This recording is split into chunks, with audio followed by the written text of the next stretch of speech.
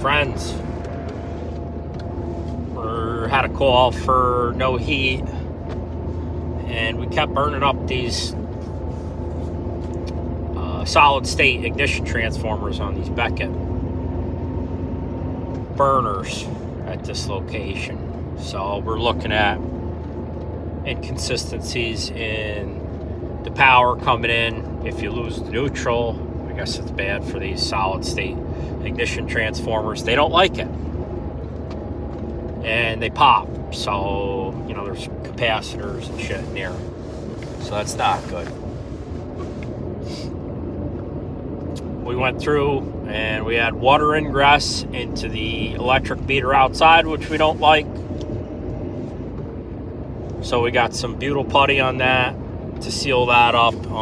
You know, we measured voltage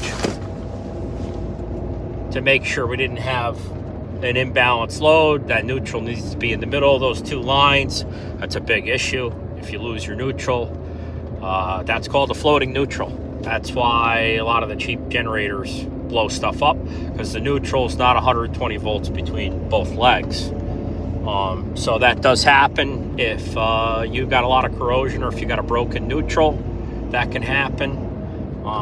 That can also happen in three-wire branch circuits, which your service on the house is technically a three-wire branch circuit. You got line 1, line 2, and a neutral, which is at ground potential, theoretically, as long as everything's hooked up properly.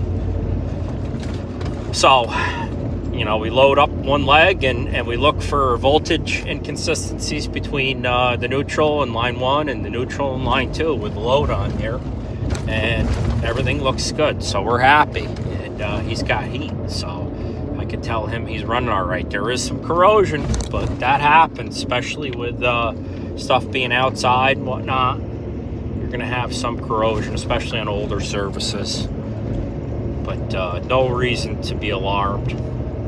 So he's gonna have a good day. He was happy to hear that. We're still running and not gonna put a new service in the house. Hope everybody's doing well, staying warm. It's time to take your hose spigots off, or your hoses off your hose spigots and your hose bibs, because it's getting cold. The great pumpkin is coming. Happy Halloween.